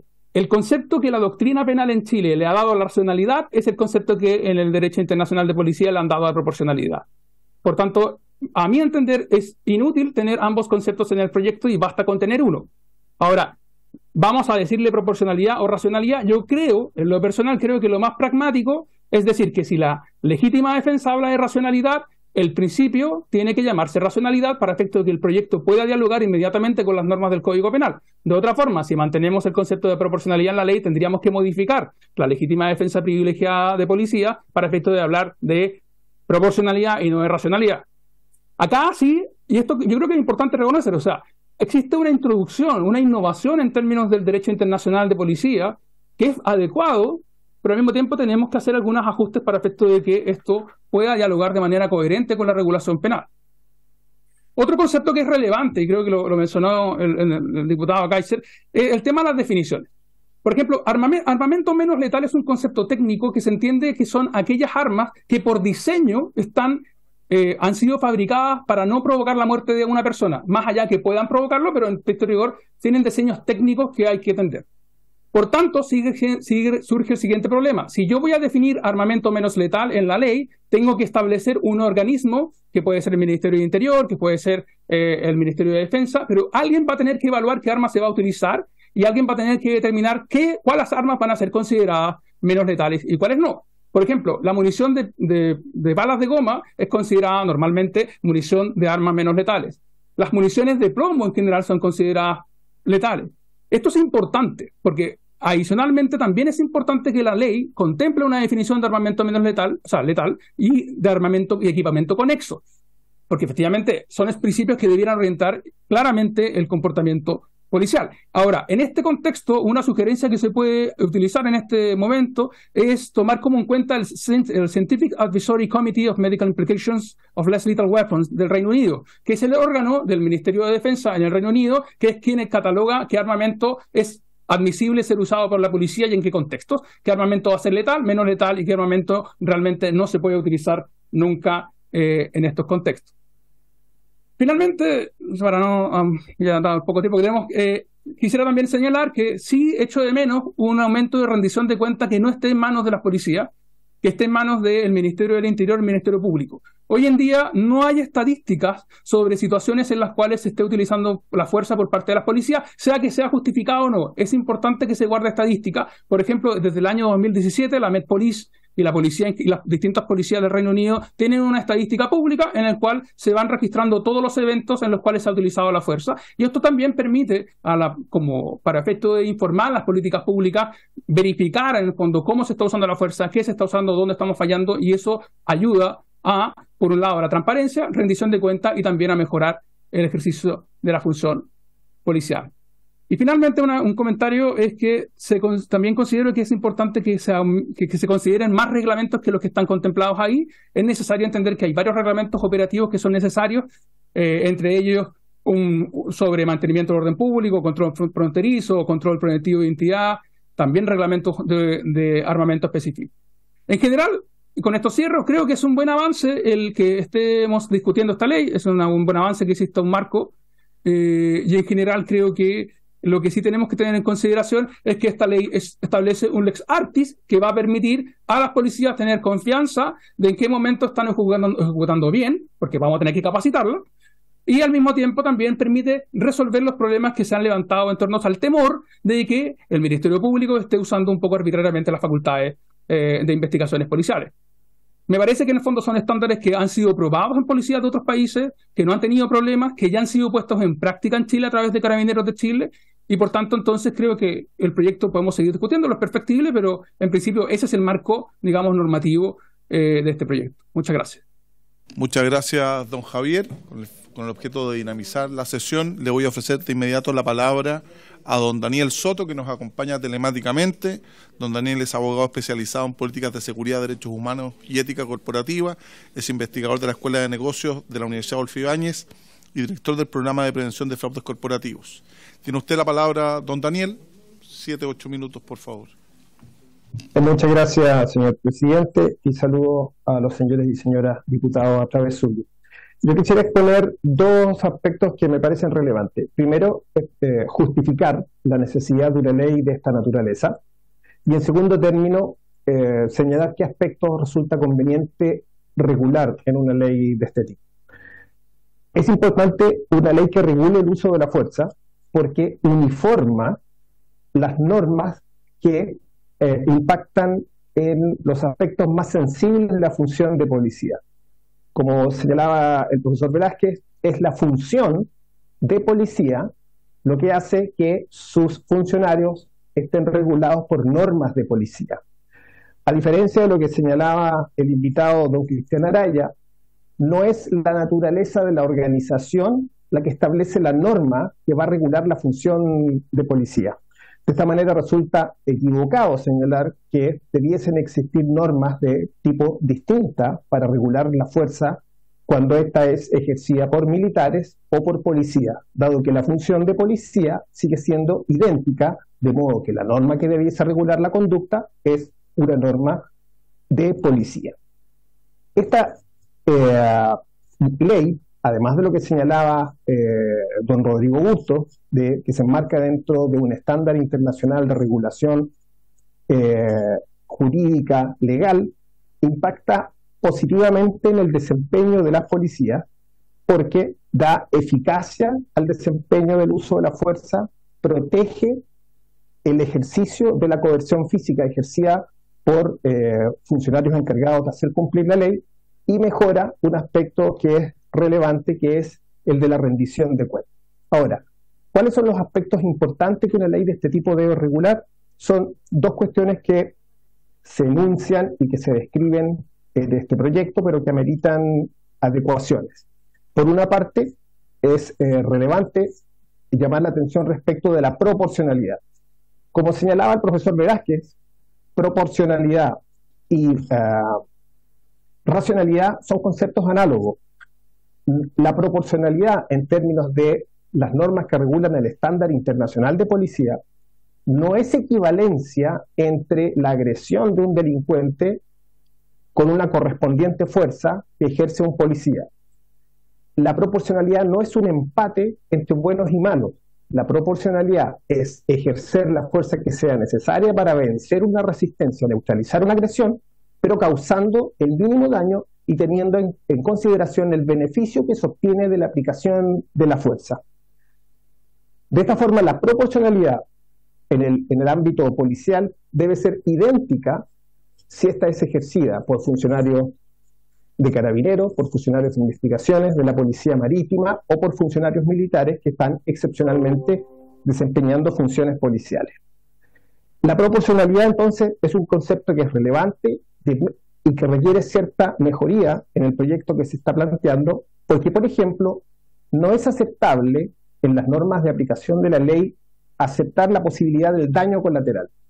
Existen algunos elementos que confunden las definiciones de esta ley y que están relacionados con la adopción de significados que son análogos, pero que corresponden a otro régimen internacional que regula la fuerza, que es el del derecho internacional humanitario. Efectivamente, como decía don Cristian Araya, estas no son reglas para el uso de la fuerza, sino que son normas o principios que regulan la fuerza. La función de policía no requiere reglas para el uso de la fuerza, requiere principios que permitan la estandarización de procedimientos, que permitan que las policías puedan identificar cuáles son los protocolos que van a usar en intervenciones específicas, que permitan que la policía pueda identificar cuáles son los medios que van a emplear y cuál es el entrenamiento que van a dar a sus funcionarios. De modo que la proporcionalidad es un concepto relevante. Hay que ajustar el tema de la aceptación del daño colateral por su prohibición directa, y es importante señalar que esta norma establece un modelo para el uso de la fuerza que debe ser replicado por todos los procedimientos estandarizados que luego se vayan regulando. El modelo es una pormenorización de la proporcionalidad. Adecuadamente, la norma que estamos discutiendo señala que existen 3 principios para el uso de la fuerza de tipo operativo, que son el principio de legalidad, la fuerza se emplea con un propósito lícito, necesidad, cuando no existe otro recurso, y proporcionalidad es mayor fuerza que la que está empleando el interlocutor, pero en una magnitud mínima que permita vencer esa resistencia o repeler esa agresión. La proporcionalidad es desarrollada por esta ley en un modelo que no recibe este nombre, pero que es establecimiento de niveles en los que se puede producir resistencia o agresión y magnitud de fuerza que puede emplear el funcionario público asociado a ciertos medios. Esto es tremendamente relevante en la función de policía, porque esto permite definir protocolos, como los que Carabineros cuenta para el mantenimiento del orden público desde el año 2014, o como los que Carabineros tiene desde el año 2017. Y aquí viene otro elemento que viene a justificar esta ley. En la actualidad tenemos normas distintas para Carabineros, normas internas de un decreto supremo del año 2018 relacionado con el mantenimiento del orden público, normas internas de la Policía de Investigaciones, normas específicas para las Fuerzas Armadas que tienen distintos rangos jerárquicos, pero cuyas definiciones se contraponen. Entonces, es necesario una ley para uniformar los criterios, pero para respaldar la regulación que las propias policías han hecho. El principio de responsabilidad es un principio también tremendamente importante, porque el principio de responsabilidad tiene que identificar con nitidez cuáles son las responsabilidades individuales, las responsabilidades institucionales y las responsabilidades estatales. Una responsabilidad individual básica es la obligación de reportar, una obligación de reportar que debe tener correlativamente la obligación institucional de tener un oficial que esté a cargo de supervisar con exactitud lo que se señaló en este documento, la obligación de investigar mediante sumarios administrativos rápidos, exhaustivos e imparciales, y que obligan, por ejemplo, a derogar una norma vigente desde el año 2022 para las policías, para Carabineros, para la Policía de Investigaciones, que establece que cuando existen sumarios administrativos que coinciden con los elementos de una investigación penal, los sumarios administrativos se deben suspender. Esto genera en la práctica denegación del acceso a la justicia respecto de las víctimas, afecta el establecimiento de la verdad y, por cierto, que afecta la posibilidad de reparación de las víctimas. Entonces, la responsabilidad implica reporte, el reporte implica supervisión y la supervisión implica rendición de cuentas de la organización. Cuando una organización tiene que dar cuentas, significa que es el mando, son las jefaturas de quien interviene en la ejecución de la fuerza, quien tiene que establecer una medición del desempeño policial. Entonces, otra de las ventajas de contar con una ley que establece criterios objetivos que definen la posibilidad de una intervención de fuerza es que obliga a las instituciones a implementar mecanismos que hoy no tienen, como por ejemplo, que permitan la medición del desempeño policial y que permitan establecer que una vez que ocurre un procedimiento policial que causa alarma pública, la jefatura policial pueda identificar con nitidez y en un periodo breve, reuniendo los antecedentes, si este procedimiento fue ejecutado de forma correcta o de forma inadecuada. Entonces, la medición del desempeño policial es un tema que está pendiente. Cuando hablamos de rendición de cuentas, estamos hablando de que primero tenemos que observar el fenómeno, identificar sus características, poder contabilizar si se hizo bien o mal, y luego exponer a las autoridades políticas, al público y a las autoridades del sistema penal si el procedimiento policial fue ejecutado o no. Esos son los temas más relevantes que me interesaba hacer presente. Se hizo llegar una minuta previamente que contiene una justificación normativa de los aspectos que se han señalado. Muchísimas gracias, señor presidente. Muchas gracias, don Daniel. Yo desde ya le pido a la comisión que podamos ampliar el plazo de esta, me den 5 o 10 minutos más después del término, ¿les parece? Porque queda un expositor. Pero los que podamos quedarnos, nos queda un expositor, ¿les parece? Sí. Sí. Entonces, oye, como no hay anuencia en la comisión, le quiero pedir las excusas al profesor Badecarratz, porque efectivamente no tenemos el tiempo para poder escuchar debidamente su exposición y poder hacer las consultas pertinentes. Entonces, lo vamos a invitar a la siguiente sesión y en el primer lugar de la tabla, profesor, enviarle, Francisco, esperar su comprensión del desarrollo de este proyecto que es complejo. Usted ha sido invitado, propuesto por el diputado Diego Chalper, y esperamos en la próxima sesión comenzar con usted, ¿le parece? Muchas gracias, señor presidente. Muchas gracias, don Francisco, y nuestras públicas excusas. Gracias. Diputada Plasencia. Gracias, presidente. Le solicité breves minutos porque me parece que es importante que para que podamos hacer una buena discusión se puedan dar elementos fehacientes. Lamentablemente se fue el expositor Cristian Araya, pero él hizo referencia en su intervención al ejemplo de unos marinos que en el marco de estado de excepción se habían visto como en un enfrentamiento que fue difícil determinar si es que este fue hecho de buena forma o no, y algo así fue lo que dijo, pero en el fondo puso sobre la mesa el elemento confuso en este ejemplo. Y yo lo busqué porque no lo recordaba, y la verdad es que hay una sentencia al respecto. Y de hecho hay un comunicado público de la Fiscalía Regional de Biobío y se refiere al comunero Jordán Lempi, y que hay un pronunciamiento muy claro, donde dice que este comunero estaba en su casa y que fue abatido por estos marinos que fueron finalmente condenados, que la petición se funda justamente en algo que él dijo que no existía y que fueron resultados de las diligencias efectuadas por la Brigada de Homicidios y los peritajes del Laboratorio de Criminalística de la PDI. Dice que la víctima falleció después de recibir un impacto de proyectil de arma de fuego cuando estaba en su domicilio en el sector de San Miguel, a un costado de la ruta P72F en Cañete, y su muerte fue constatada aquel día en el Centro de Salud Familiar de Tirúa. Dice que ambos militares pertenecientes a la Infantería de Marina en el momento de los acontecimientos realizaban funciones en la provincia de Arauco por el estado de excepción constitucional. Yo creo que si bien el ejemplo que él dio no es pertinente respecto de esta supuesta confusión, que no era tal, porque se hizo la investigación y se determinó claramente que sí hubo un mal uso de las armas que tenían a su haber para poder hacer el control de orden público.